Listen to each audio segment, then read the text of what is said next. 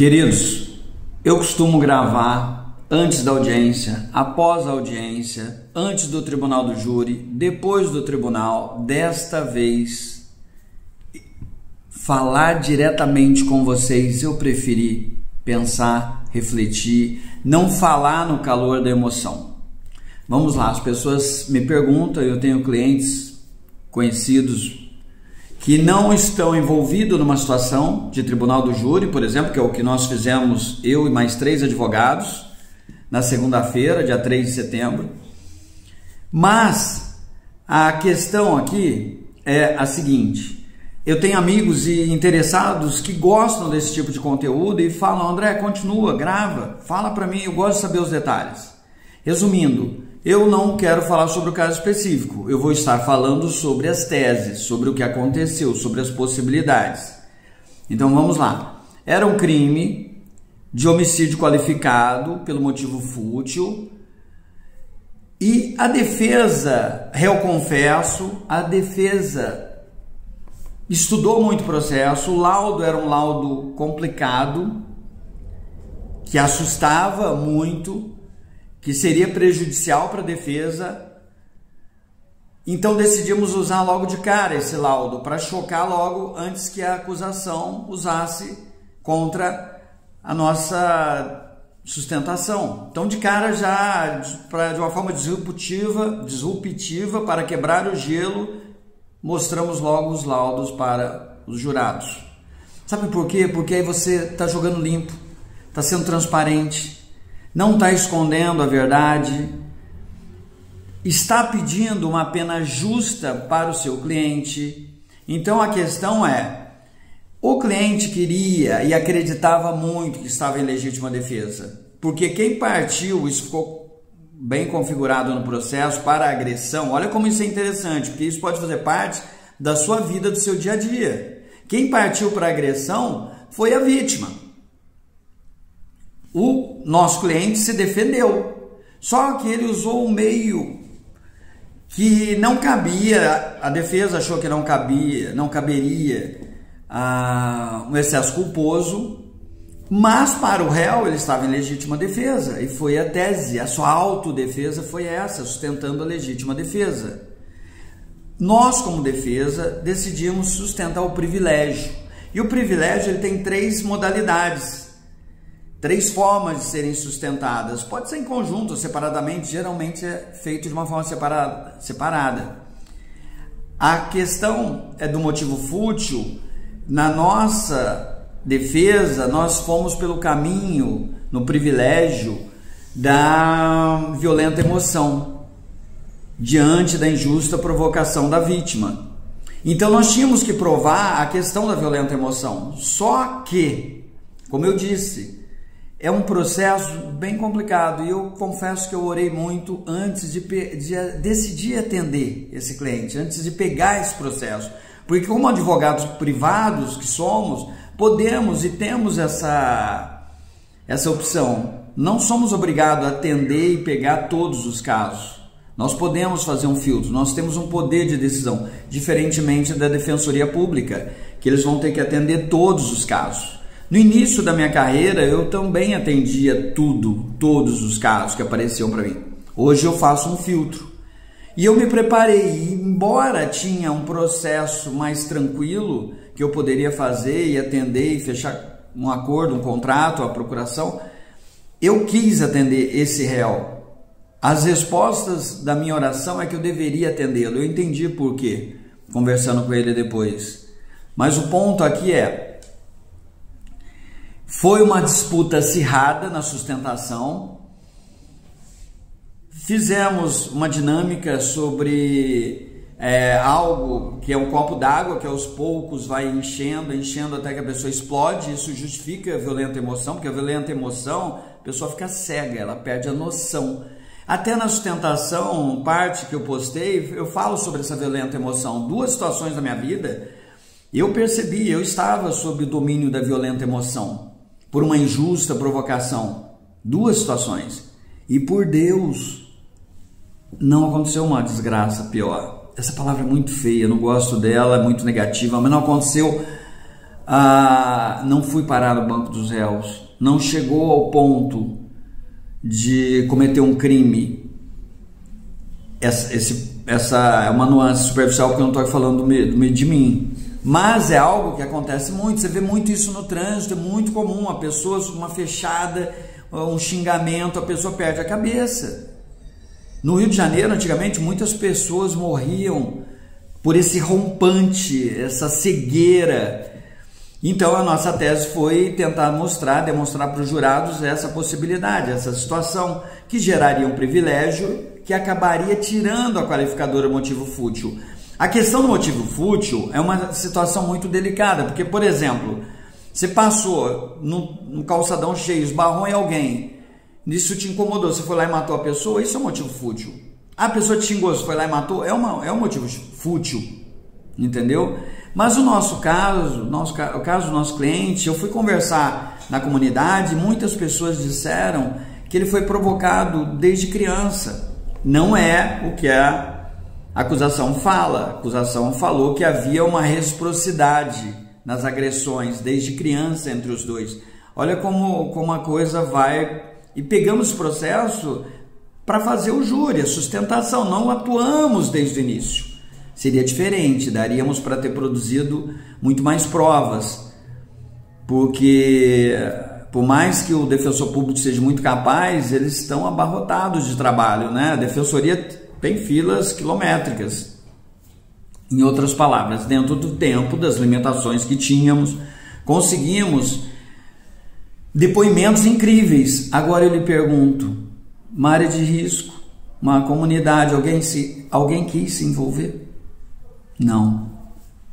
Em prol do nosso cliente, ainda mais assim, em cima da hora? Não. Até disseram que iriam fazer declarações, queriam prestar depoimento, mas não quiseram. Dava tempo ainda, porque esse júri já foi redesignado, ele tinha sido marcado anteriormente e foi redesignado, e agora nós estamos ali para atender. Só que tinha algumas coisas que são injustas ao meu ver. Por exemplo, você tem a testemunha, ela tem que ser imparcial, mas os depoimentos, as oitivas de familiares podem acontecer no tribunal do júri. Eu até esqueci o nome agora, me perdoe, mas essa inquirição, e a família pode depor, se for feito de uma forma adequada, no tempo certo. Então a viúva, ela conseguiu. Eu, como advogado, se estivesse atuando antes, eu teria deferido.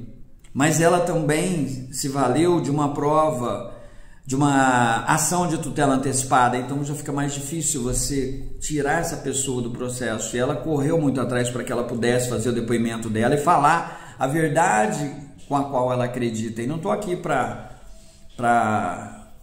expor a viúva, nem dizer que ela está errada. Não é o ponto, tá? Eu só estou querendo falar das questões processuais. E sobre as questões processuais, batalhamos para tirar o motivo fútil e também lutamos muito para que ficasse caracterizado, decote, né, do motivo fútil, tirar essa qualificadora, e defendemos a tese do privilégio, né, que era sob domínio de violenta emoção. O que nós conseguimos, porque eu venho aqui sempre contar as vitórias, né, que a liberdade, consegui e tal. Eu acho que foi um resultado bom.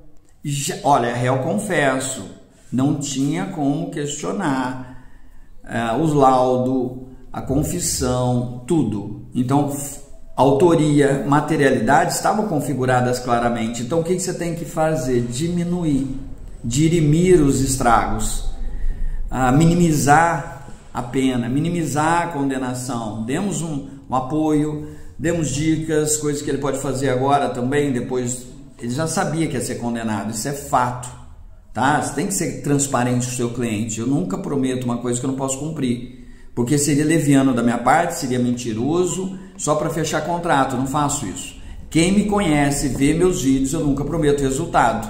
Eu prometo que nós vamos fazer a melhor defesa. E fizemos a dinâmica do copo ali para demonstrar que essa Então, a acusação falava rixa, só que a rixa não serve para legítima defesa. A rixa não serve, se fosse rixa seria um motivo fútil.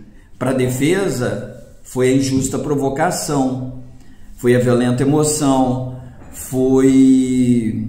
tinha outros elementos que eu prefiro não falar para não expor, mas que foi sustentado em plenário, que de acordo com a tese da defesa não era questão de rixa. Então, porque a reciprocidade, nós entendemos que não aconteceu. Entenda, cada um, o autor, o réu e a vítima, eles têm consciência dos elementos subjetivos. A gente sabe o que está no processo. E tem outra, a defesa não pode, é difícil colocar isso na cabeça das minhas clientes, ou dos meus clientes quando me contratam. A defesa está restrita aos elementos que estão no processo. Você não pode inventar história, você não pode acrescentar elementos, a não ser que você faça como fizeram assim, uma ação de tutela antecipada de prova, a não ser que você faça o contraditório no momento certo. Então a grande questão, desculpa o barulho no fundo, tá? Me pegou de surpresa aqui. Resumindo,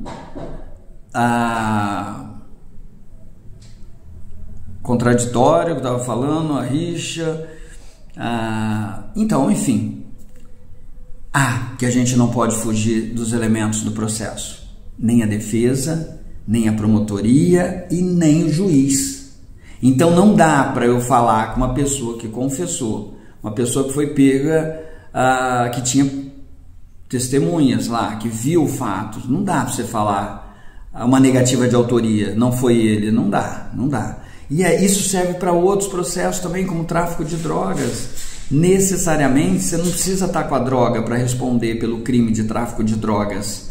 Ainda mais organização criminosa, que muitas vezes o financiador não aparece, está aí esse escândalo na TV. Entenderam um pouco do assunto? É um caso complexo, então a gente tem que tomar muito cuidado para não expor nenhuma das partes, nem os familiares. Nós externamos a defesa, a nossa tristeza pelo ocorrido, como foi dito até para minha colega advogada, a doutora Virgínia, e em nome da defesa, é um processo que ninguém ganha, não existe ali ganhadores, tanto porque uma pessoa faleceu. Então, é óbvio que nós sentimos, demonstramos nosso carinho, nossa atenção para a família da vítima, porém a gente precisava ajudar que algumas injustiças não acontecessem. O ponto é, a pena tem que ser na medida justa da atitude do assistido, da atitude do réu, nem mais nem menos. Então lutamos por isso, e é tão difícil para meus clientes às vezes entenderem, olha, não é caso de absolvição, você não vai ser absolvido. Não é porque você não tinha, falando agora das drogas, que eu pego muitos processos de drogas, não é porque você não tinha droga contigo que você não pertence a uma organização, ou que não existe elementos. E também, eu sei, é difícil para a família também, porque muitas vezes, e isso é nulidade, tá? Isso é um requisito que a defesa usa contra, a droga foi pega longe às vezes daquela pessoa, mas tem a palavra dos policiais e tem fé pública. Então você tem que pegar incongruências, pegar incertezas, mentiras, que é uma palavra que eu não gosto, mas a verdade é isso, para minimizar, para atenuar, e no caso às vezes até de uma absolvição sumária, no caso de drogas, quando houve também um abuso de autoridade e tantas outras questões envolvidas. É complexo? É. Eu amo o que eu faço? Amo. E uma coisa que eu prezo e falo para os meus clientes, você precisa acreditar na pessoa que está defendendo você. Se você não acredita na defesa, você não tem por que estar sendo assistido por esse advogado. Então, e cá entre nós, é uma responsabilidade absurda, enorme, você atender pessoas em situações assim de tanta vulnerabilidade.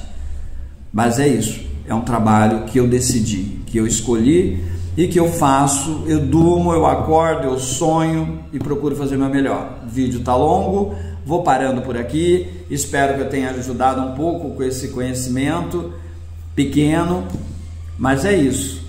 Vamos para o próximo, se Deus quiser. Beijo grande a todos, fiquem com Deus.